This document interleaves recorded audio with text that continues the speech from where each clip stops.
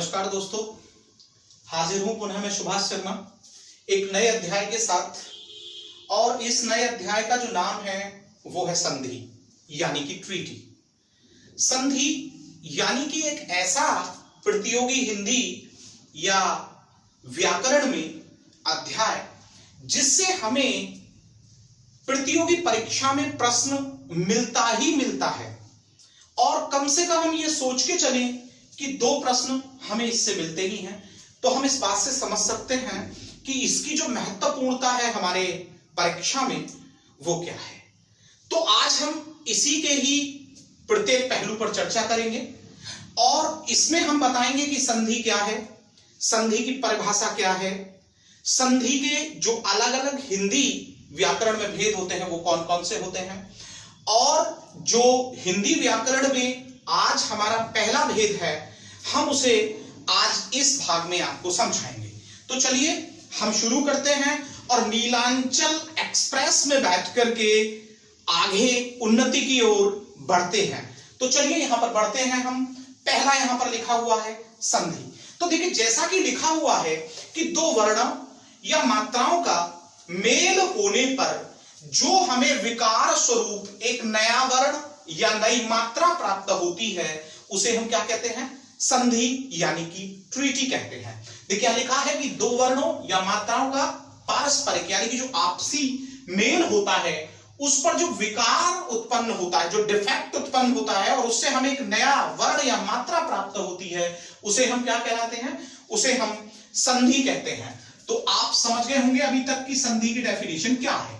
अब हम इसको ऐसे समझें कि देखिए जो हमारा संधि है यहां पर जो प्रथम शब्द का जो अंतिम वर्ण या मात्रा होती है वो लिया जाता है, और जो हमारा द्वितीय शब्द या शब्दांश होता है उसका जो प्रथम वर्ण या मात्रा होती है उसे लिया जाता है, और इनका जब हम धन करते हैं तो उसे हम क्या कहते हैं, संधि कहते हैं। ठीक है, लेकिन जब हम संधि को तोड़ते हैं, क्या करते हैं, तोड़ते हैं, तो संधि का जो तोड़ना है वो कहलाता है संधि विच्छेद। ये बात मैंने आपको समास अध्याय जब पढ़ाया था तो उसमें भी बिल्कुल समास के तोड़ने को और संधि के तोड़ने को बहुत अच्छे रूप से स्पष्ट किया था आप लोगों के सामने।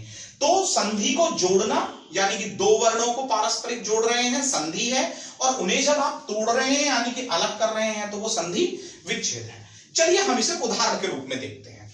अभी यहां पर एक शब्द लिख दिया जाता है और शब्द लिख दिया जाता है आपका विद्यालय। ठीक है, तो जब आपका एक शब्द यहां लिखा गया है और शब्द है आपका विद्यालय, तो विद्यालय हमारा एक संधि शब्द है। क्या है ये हमारा संधि शब्द है। क्यों है संधि शब्द, क्योंकि ये जुड़ा हुआ है।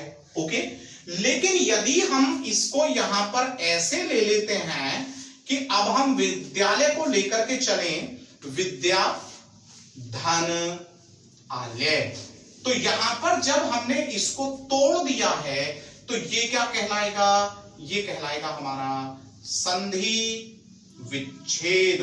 क्या कहलाएगा, संधि विच्छेद यानी कि संधि को तोड़ना। तो आप समझ गए होंगे कि संधि क्या है और संधि विच्छेद क्या है।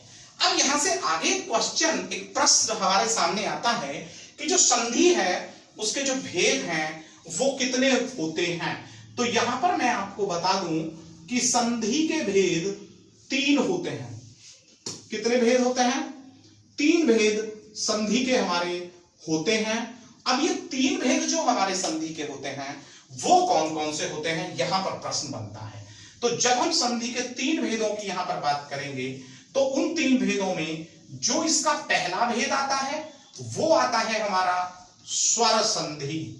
कौन सा भेद आता है प्रिय विद्यार्थियों, स्वर संधि। और दूसरा जो यहां पर हमारा भेद आता है वो व्यंजन संधि। कौन सा भेद आता है, व्यंजन संधि। और तीसरा जो भेद हमारा यहां आता है वो आता है विसर्ग संधि। क्या आता है, विसर्ग संधि। अब यहां पर प्रश्न उठता है कि ये स्वर संधि क्या है। आज का जो प्रथम भाग है इसमें मैं आपको स्वर संधि से जुड़े हुए सभी प्रश्नों पर चर्चा करूंगा। तो अब यहां हमारा प्रश्न बनता है कि जो ये हमारी स्वर संधि है इसके जो हमारे भेद हैं वो कौन कौन से होते हैं और कितने होते हैं। तो देखिए स्वर संधि के जो भेद हैं वो होते हैं हमारे 5 भेद होते हैं। किसके भेद की बात कर रहे हैं हम? स्वर संधि के भेद की हम बात कर रहे हैं। तो स्वर संधि के हमारे 5 भेद होते हैं। अब जब हम प्रिय छात्रों से पूछते हैं या कॉम्पिटिटर से पूछते हैं कि आप हमें इसके 5 भेद बताइए, तो कहीं ना कहीं वो भ्रमित हो जाते हैं और सही से जवाब नहीं दे पाते हैं। तो हम उसे दूसरे तरीके से यहां पर एक ट्रिक के रूप में उसे लेकर के आपके सामने हाजिर हैं और आप उसे थोड़ा समझने की कोशिश कीजिएगा कि जो इसके ये हमारे 5 भेद हैं वो कौन कौन से हैं और हम इन्हें 5 को कैसे समझ सकते हैं। तो देखिए यहां पर मैं इनको नंबरिंग कर देता हूं। देखिए नंबर 1, नंबर 2, नंबर 3, नंबर 4 और यहां पर नंबर 5 की हम बात करेंगे। ठीक है, तो देखिए आप समझिए कि जो स्वर संधि के भेद हैं उन्हें ऐसे समझें कि देखिए हम अपने दीर्घ गुणों में वृद्धि करना चाहते हैं। क्या करना चाहते हैं? दीर्घकालीन गुणों में, जो दीर्घ लंबे समय तक हमारे पास रहे, उन दीर्घ गुणों में हम वृद्धि करना चाहते हैं और गण यानी कि लोगों को, आदि यानी जानवर आदि को भी साथ लेकर के।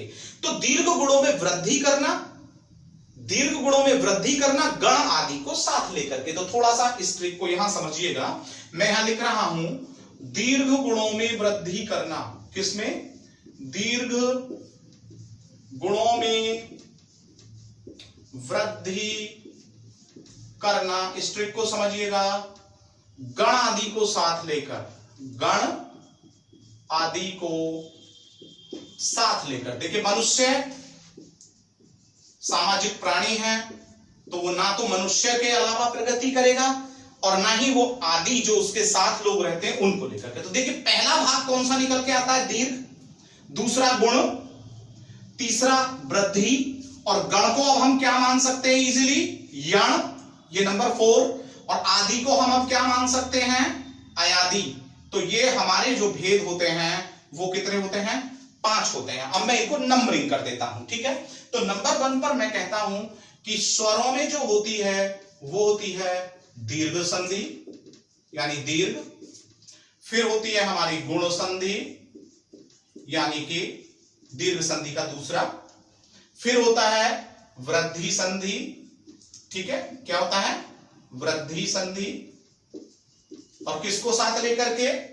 यण आदि यानी गण आदि को साथ लेकर के। तो गण को हमने क्या माना? यण संधि। और नंबर 5 पर क्या होता है आपका?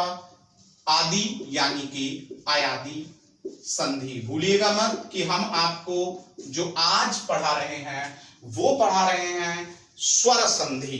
ठीक है, अब बात यहां पर इसके बाद एक और निकल के आती है कि ठीक है हमने इसके 5 भेद आपके सामने लिख दिए हैं, लेकिन यहां प्रश्न निकल करके आता है कि सर ये ट्रिक हमें मिल गई है, ठीक है ना, ये आपको हमने यहां पर ट्रिक दे दिया है। ठीक है, अब यहां से आगे आता है कि जो स्वर संधि है उसकी डेफिनेशन क्या बनती है। तो देखिए स्वर संधि की अगर हम डेफिनेशन की बात करें तो श्योर है कि स्वर से स्वर का मेल होने पर जो विकार हमें प्राप्त होता है, इधर भी हमारा स्वर होना चाहिए और इधर भी हमारा स्वर होना चाहिए। तो स्वर से स्वर का मेल होने पर जो हमें विकार स्वरूप मात्रा या वर्ण प्राप्त होता है वही हमारा क्या कहलाता है? स्वर संधि कहलाता है। बताइए आप इसको समझ गए? मैं डेफिनेशन बोल भी रहा हूं और मैंने लिखा, एक तरफ शब्दांश का अंतिम वर्ण स्वर होना चाहिए, दूसरी तरफ शब्दांश का प्रथम वर्ण स्वर होना चाहिए और इनके मेल से जो नया विकार उत्पन्न होता है दैट इज कॉल्ड स्वर संधि। चलिए अब हम विस्तृत चर्चा करेंगे स्वर संधि के इन 5 ही भागों पर। तो चलिए पहले की ओर चलते हैं। जो यहां पर नंबर 1 कह रहा है वो कह रहा है कि यह दीर्घ स्वर, दीर्घ संधि क्या है? देखिए दीर्घ संधि ये कहती है कि जब हम सजातीय स्वरों का मेल करते हैं और सजातीय स्वरों का मेल करने पर हमें उसका दीर्घ स्वर प्राप्त होता है और वही हमारी दीर्घ संधि कहलाती है। अब दीर्घ संधि में मैंने कहा कि भाई सजातीय स्वरों का मेल, किसका? सजातीय स्वरों का मेल। ठीक है, और किसकी प्राप्ति, तथा उसी के दीर्घ की प्राप्ति, उसी के दीर्घ स्वर की प्राप्ति जहां होगी वो क्या कहलाता है आपका, वही कहलाता है आपका दीर्घ संधि। समझ में आई बात। अब बात आती है कि ये सजातीय स्वर, सजातीय स्वर में हम रखते हैं ए को, आ को, छोटी ई को, बड़ी ई को, छोटे ऊ को, बड़े ऊ को और री को। ठीक है, अब देखें कि इसमें हमें कौन कौन से स्वर मिलते हैं। इसमें हमें स्वर मिलेंगे आ, ई, ऊ, तथा हमें क्या मिलता है, रे। ये हमें इसमें मात्राएं प्राप्त होती हैं। कैसे प्राप्त होती हैं, यहां पर यह प्रश्न भी देखना अनिवार्य है। ये हमें यहां पर प्राप्त होती हैं कि जब हम सजाती है, देखिए अब हमको आ की प्राप्ति करनी है तो चाहे इसका छोटे स्वर से छोटे स्वर का मेल हो तो भी हमें बड़ा, बड़े स्वर से बड़े का मेल हो तो भी बड़ा, छोटे से बड़े का मेल हो सजाती है तो भी बड़ा ही प्राप्त होगा, और बड़े से छोटे का मेल होगा तो भी हमें बड़ा ही प्राप्त होगा। कैसे, मैं थोड़ा समझाता हूं। अब देखिए इसको मैं यहां समझा देता हूं। अगर छोटे की बात करें तो छोटे स्वरों का अगर मेल हुआ तो भी हमें क्या प्राप्त हुआ, बड़ा स्वर। बड़े स्वर से बड़े स्वर का मेल हुआ तो भी हमें क्या प्राप्त हुआ, बड़ा स्वर। अगर हमारे छोटे स्वर में बड़े स्वर का भी मेल कर दिया जाए तो भी हमें क्या प्राप्त होता है, बड़ा स्वर। और बड़े स्वर में अगर हम छोटे स्वर को मिला दें तो भी हमें क्या प्राप्त होता है, बड़ा स्वर। इसी प्रकार से हम छोटी ई को देख लेते हैं। अगर हम इधर ई, इधर भी ई, तो हमें ई की प्राप्ति होगी। इधर हम ई, इधर भी हम ई, तो भी हमें ई ही प्राप्त होगा। इधर हम ई, इधर ई, तो हमें ई ही प्राप्त होगा।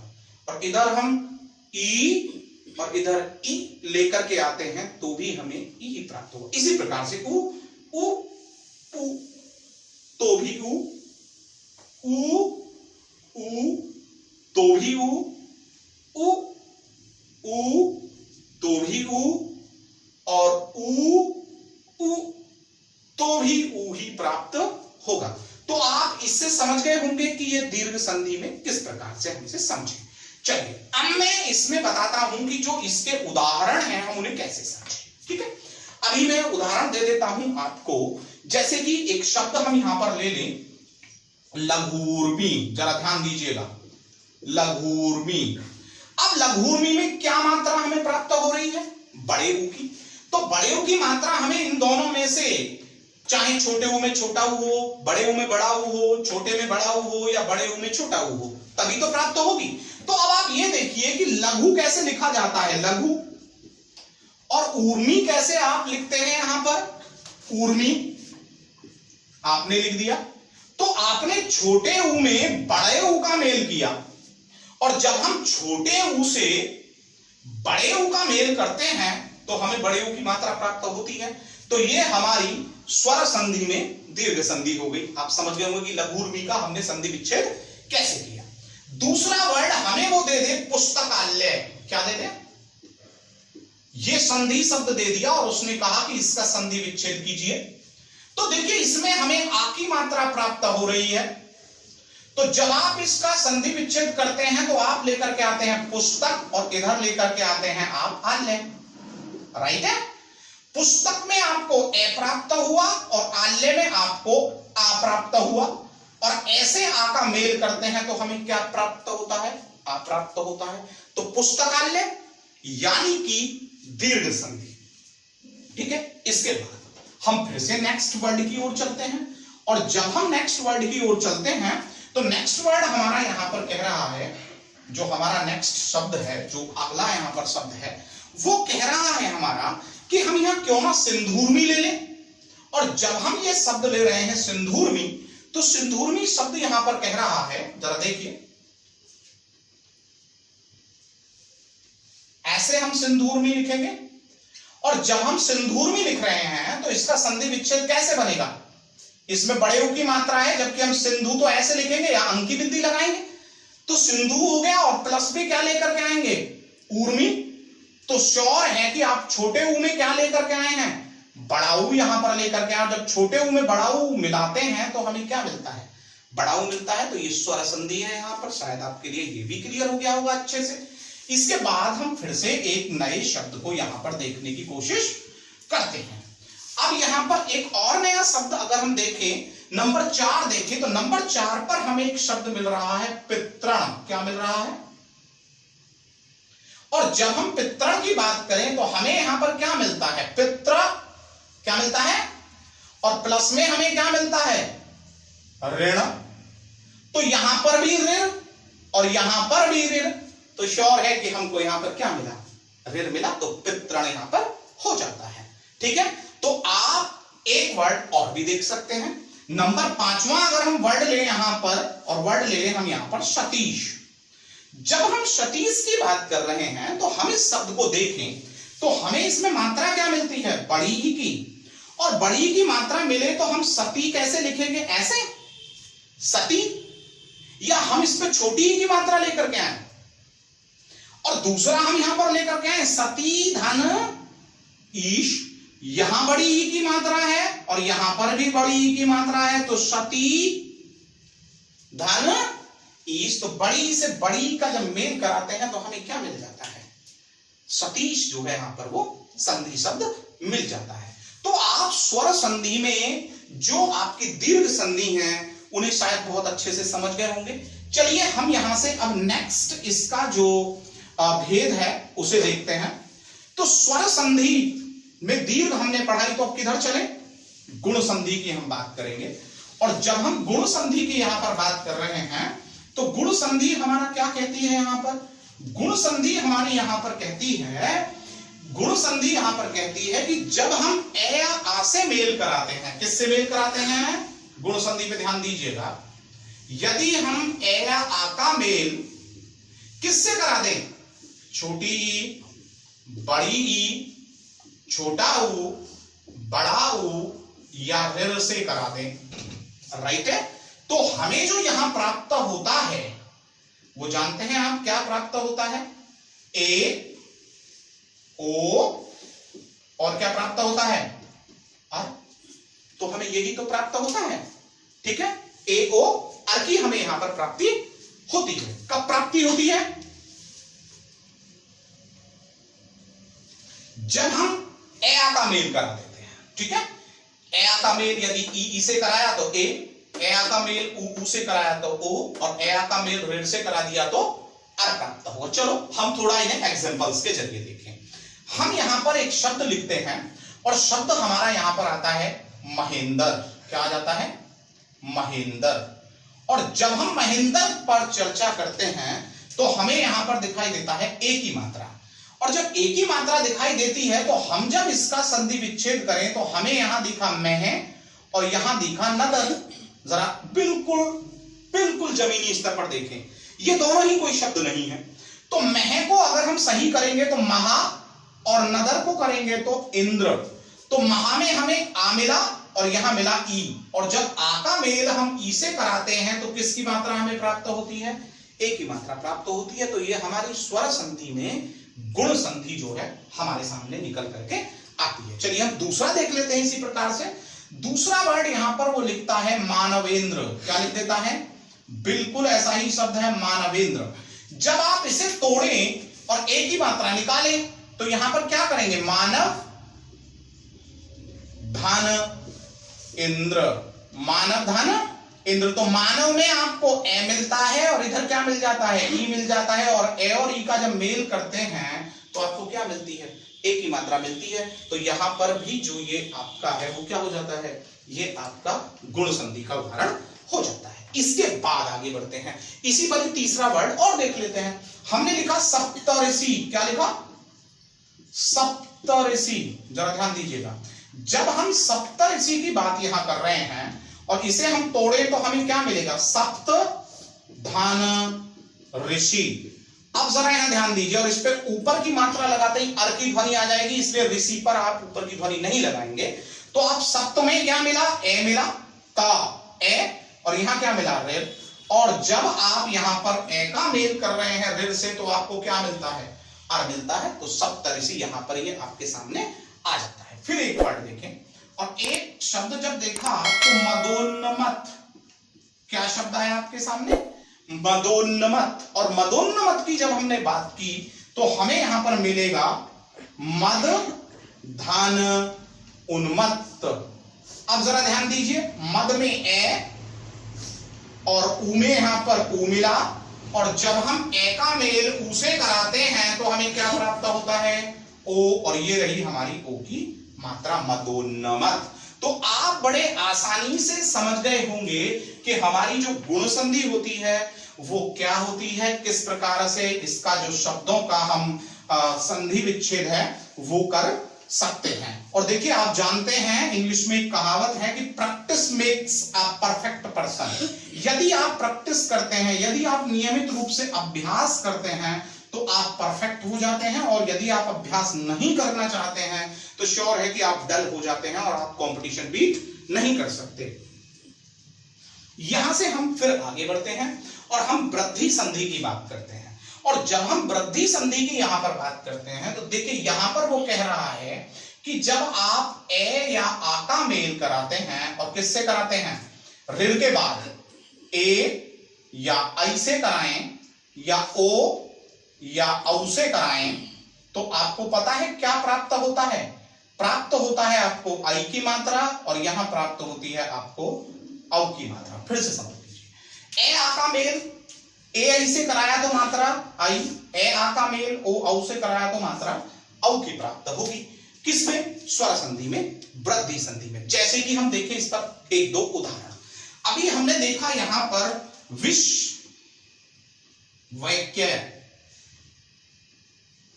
क्या लिखा? विश्व वाक्य। जब हम विश्व वाक्य की बात कर रहे हैं तो श्योर है हमें आई की मात्रा मिल रही है, और जब आई की मात्रा मिल रही है तो जब हम इसे तोड़ेंगे तो हमें यहां पर विश्व मिलेगा, और यहां पर क्या मिलेगा? एक क्या? तो विश्व यानी कि ए, और यहां पर क्या मिला? ए। तो जब ए में ए को आपने मिलाया तो मात्रा किसकी मिली? आई की मात्रा मिल रही, तो ये हो गया विश्व वाक्य। इसी प्रकार से हम एक और शब्द ले लें, और शब्द ले लें वनौषधि। क्या ले लें? वनौषधि। जरा ध्यान दीजिएगा, तो हमें यहां पर क्या मिला? वन, उसके बाद औ की मात्रा है तो वन औषधि, तो यहां मिला आपको औषधि। तो यहां जरा ध्यान दीजिए, वन में मिला आपको ए, और यहां मिला आपको औ, और जब ऐसे आपने औ का मेल कराया है, किसका मेल? ऐसे औ का, तो आपको मात्रा क्या प्राप्त होगी? औ की मात्रा यहां पर प्राप्त होगी। आप एक बात और समझ लें कि जो संधि होती है ना, वो हमेशा आपकी जो वर्तनी होती है उसको शुद्ध करने का काम करती है। अभी आप औषधि को औषधि लिख देते तो श्योर है कि वो आपका गलत हो जाता। यहां पर एक क्या को विदाउट एक मात्रा के लिख देते तो यहां पर वो गलत हो जाता। तो इसलिए इन चीजों पर भी आपको विशेष ध्यान देना है। चलिए हम फिर से एक और नया वर्ड देख लेते हैं, और वर्ड है हमारा मुखौटा। क्या है? मुखौटा। जब हम मुखौटा की बात करते हैं तो हमें यहां पर मुख मिला, और यहां मिल गया ओटा। अब यहां पर औटा शब्द नहीं है, तो मुख प्लस ओटा, यहां पर ए और यहां पर भी ओ, और जब ऐसे ओ का आपने मेल किया, ऐसे ओ का मेल किया, तो आपको क्या मिलेगा? औ की मात्रा मिल जाएगी। तो आप समझ गए होंगे कि मुखौटा भी इसी का एक शब्द है। फिर इसके बाद अगर हम बात करें एकैक, देखिए मैं लिखता हूं यहां पर एकैक, फिर आई की मात्रा, तो यहां पर एक और यहां पर भी एक। अगर आप देखें तो इसमें कै यानी ए में यानी कि क्या मिला? यहां पर भी आप देखें, इधर कै यानी ए की मात्रा और इधर ए। अगर हम इधर देखें तो ए की मात्रा है और इधर क्या है? ए है, तो किसकी मात्रा मिलेगी? हमें आई की मात्रा मिलेगी। तो एकैक हमारा जो है यहां पर निकल करके आ जाता है। इसी प्रकार से उदाहरण बोले हम वसुधैव। अब वसुधैव को जब हम देख रहे हैं तो बताइए जल्दी से मुझे सोच के 2 सेकंड में कि क्या होगा इसका संधि विच्छेद।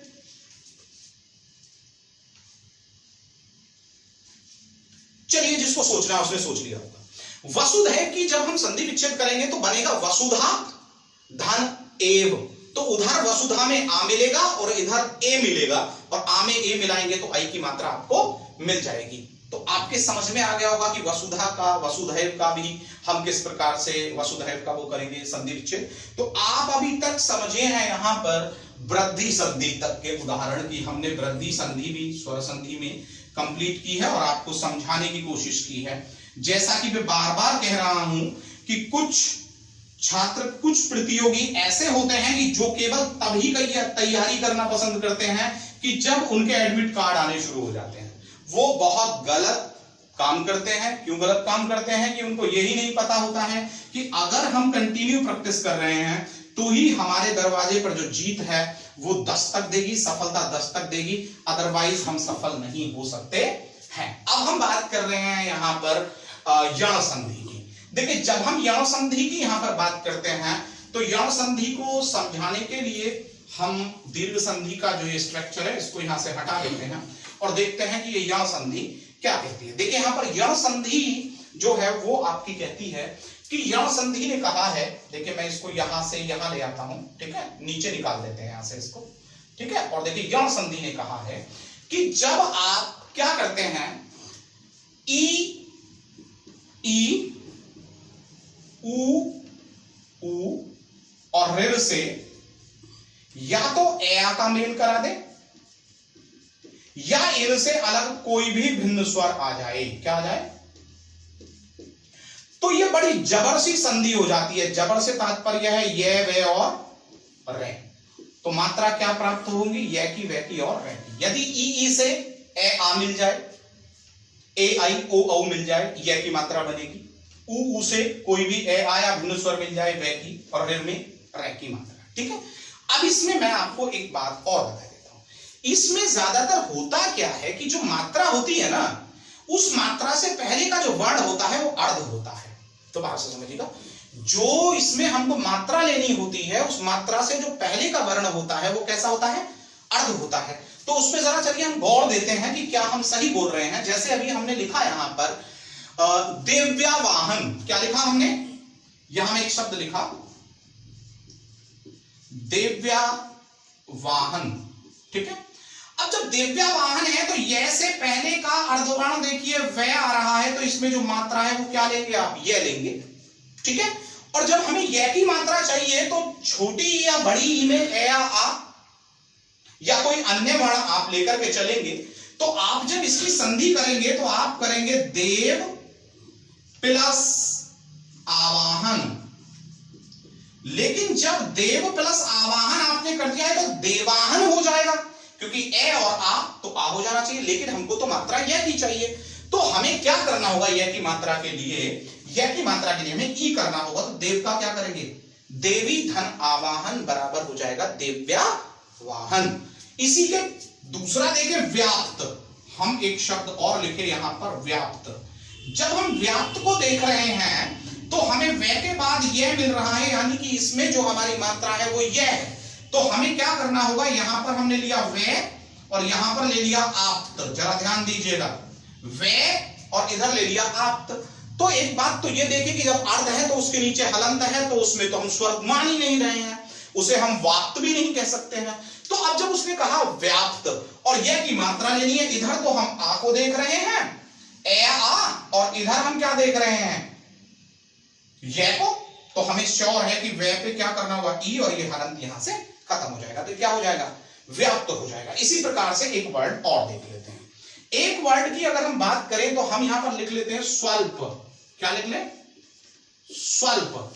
जब हम स्वल्प की बात कर रहे हैं तो बाद की मात्रा नहीं मानी जाती, तो यहां पर मात्रा क्या होगी? वे, अर्धवर्ण के पहले है। तो जब हम यहां पर मात्रा देख रहे हैं वे, तो वे मिलेगा हमें ऊ में भिन्न स्वर मिलना।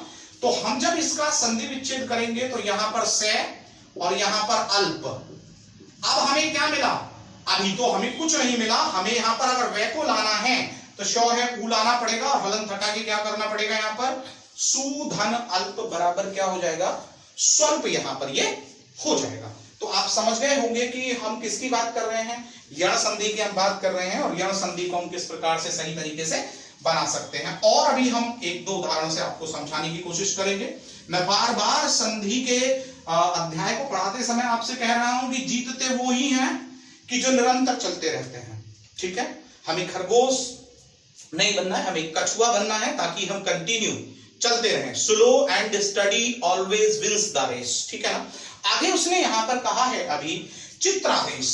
एक उदाहरण और हम ले लें, और उदाहरण इस पर है चित्रादेश। अब जब हम चित्रादेश की यहां पर बात कर रहे हैं और यह संधि में हम उसे देख रहे हैं, तो यह संधि में जब हम उसे चित्रादेश को देख रहे हैं तो इसमें हमें क्या मिल रहा है, जरा बताइए। रे, तो हमें यहां पर क्या मिलना चाहिए।